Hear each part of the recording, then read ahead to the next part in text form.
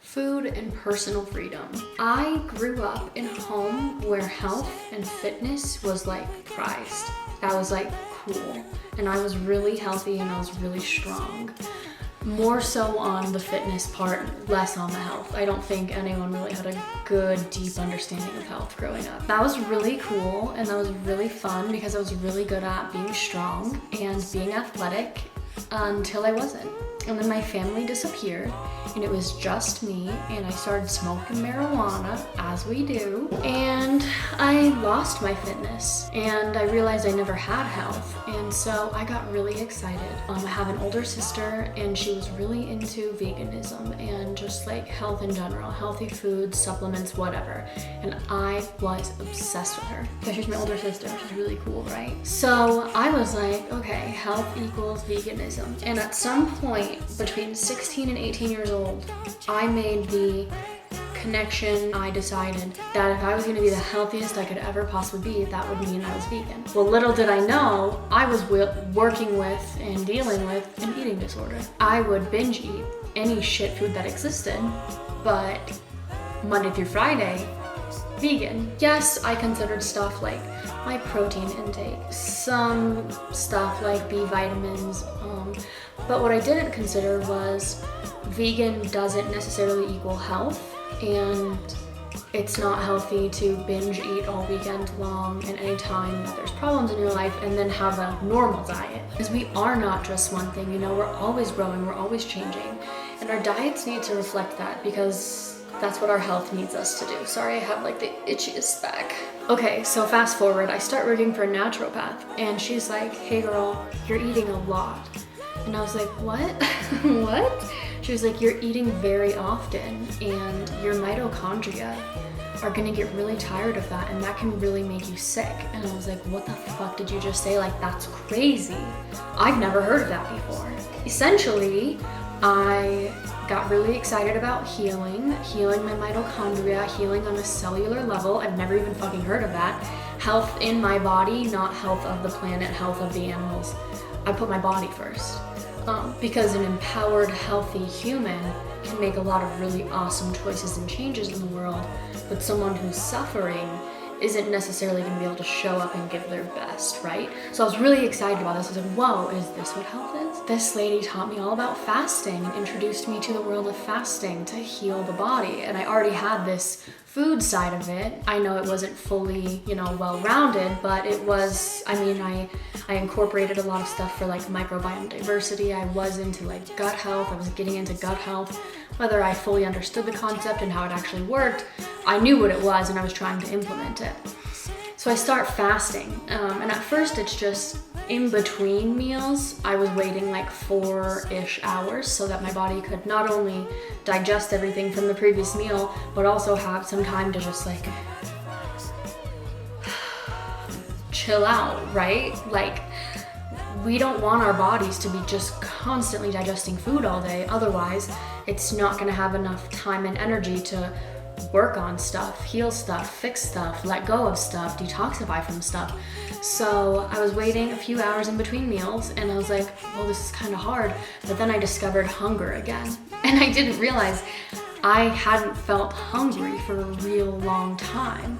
And at first, with my disordered eating, I was like, this is negative because I'm depriving myself. I'm going to go the other way and binge. But for some reason I didn't.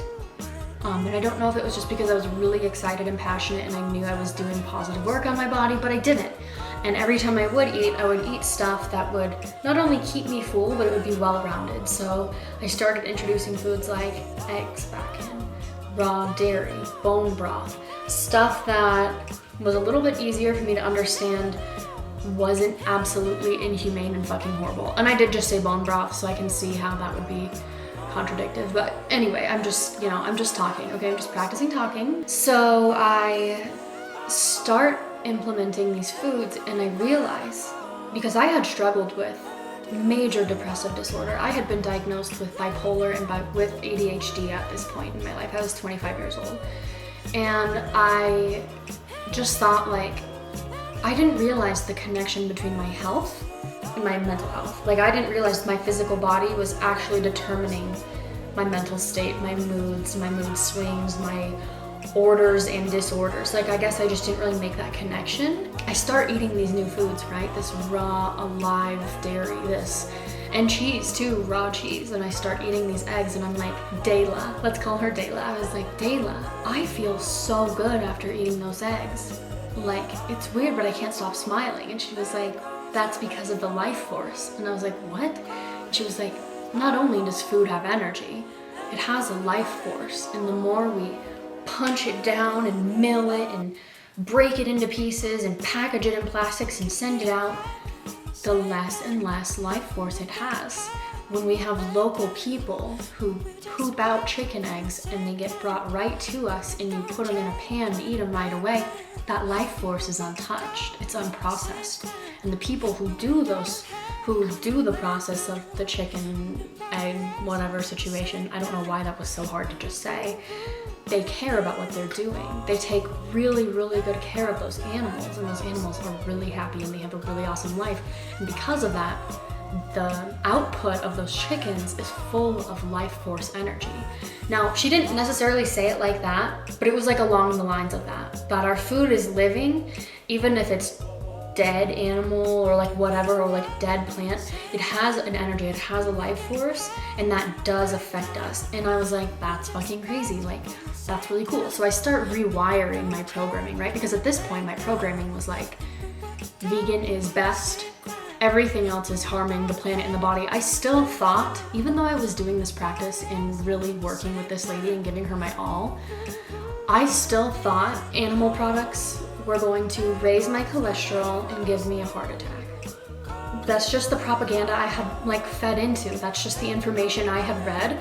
And of course, you read something online, something similar is gonna pop up when you search here. And so that's the world I was living in. Then I start doing longer fasts. So now I'm not only feeling really empowered by my food and my food's feeling really good, but these longer fasts are detoxifying my body so strongly, and so much shit is finally leaving. And I mean, like, I'm pooping it out, you guys. I'm not gonna just like sugarcoat it, okay? I was pooping after long fasts, and I was losing so much weight.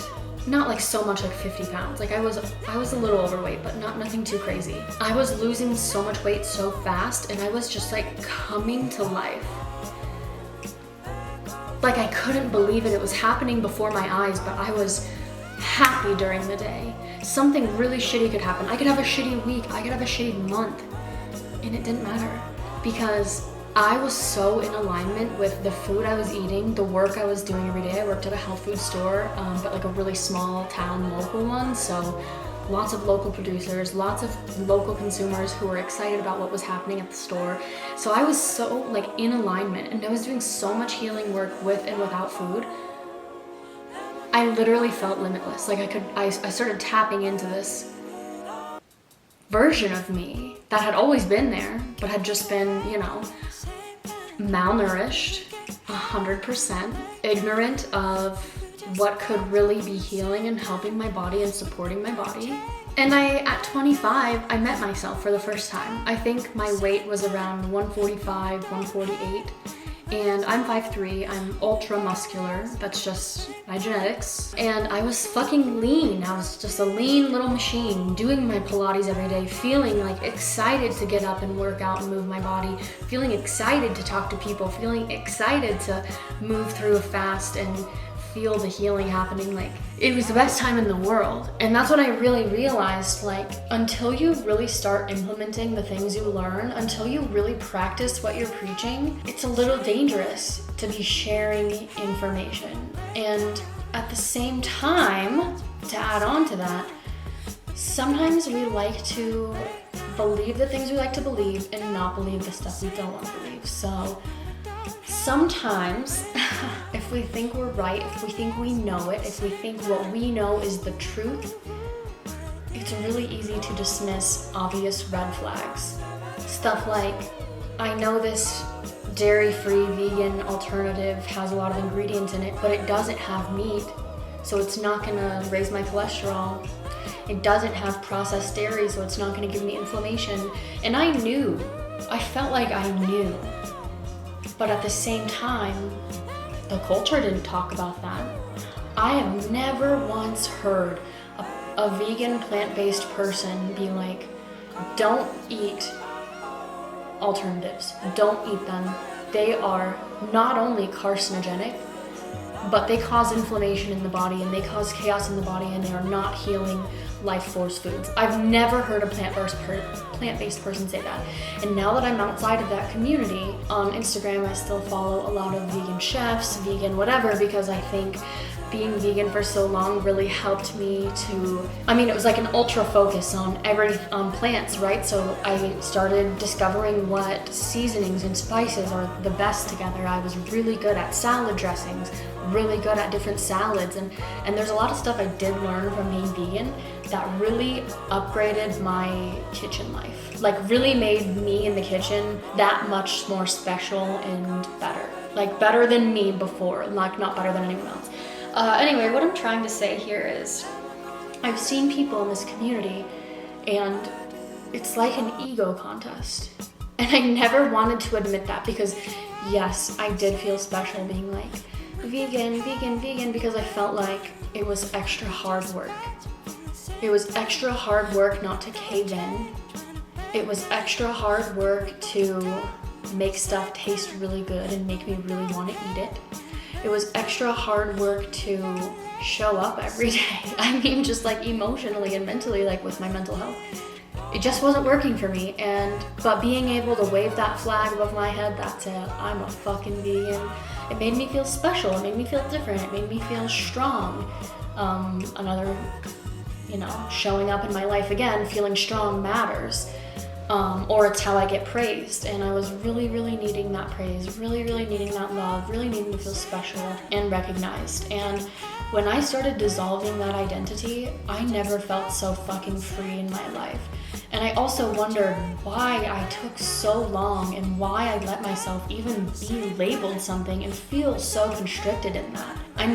Not only for health, but like if you're actually living in this world right now and you think that your one way of doing something is the best way and everyone else in the world should do it that way, that's a little fucking insane, right? Like that's a little too insane. All of this was put on me from external sources. Now I'm not saying my sister's, like it's her fault I went vegan.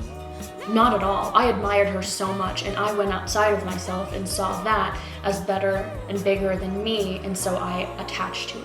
When we don't experiment and get to know ourselves and we don't find what works for us, what doesn't work for us, what makes us feel good, what doesn't make us feel that good, when we don't go inwards and focus on the internal aspects of what works for us and what doesn't work for us, we're gonna attach to something external, and it's either gonna get to the point where we are in so much pain we can't do it anymore, we have to break free from it, or we're just gonna live a life out of alignment. Don't do that. Don't waste your time. I'm just here to tell you, don't waste your time.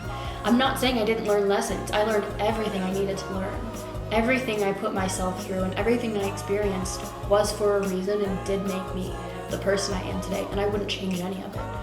But I am saying be super fucking mindful of people who are going to label themselves as something with an ego attached to it and behind it. I can feel that energy.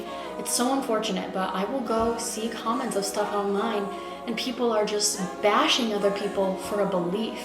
Bashing other people for not having a belief. And it's like, that's where the ego is taking over. That's where the ego is really just trying to be heard and seen and feel better than. Because something internally isn't right. Something internally isn't good enough. And we don't believe that yet. And anyway, yeah, I'm not 100% sure what I'm trying to say now, but I just wanted to share that with you. You are unlimited, so stop limiting yourself. You don't have to be one thing. And if you are someone right now who labels themselves as, I'm an intuitive eater, guess what? We're all intuitively eating. Our bodies tell us we're hungry, we eat. Or our bodies tell us we're hungry and we're like, oh, I'm getting into fasting, so I know what that means. I know what my body's doing. We are intuitive. We move based on what we feel and what we feel is best for us or what we feel we want. So that's kind of funny. If you are someone who says you're vegan or plant-based, why are you using the label? Like, why are you doing that? Is it, like, think really deeply. Is it because you want others to identify you as something so that they can create this picture of you, of who you are? Because that would be 100% ego. I want people to think that I don't hurt animals, ego. I want people to think that I care about the health of the planet, ego. We don't have to move in front of everyone. We can move in silence and have our core beliefs and morals. That's great. But when we have to tell the world about them, when we have to use them as our identity, when we have to carry a label for everyone else to see, that's when it's really time to consider that maybe what I'm doing isn't for me. And that's really important.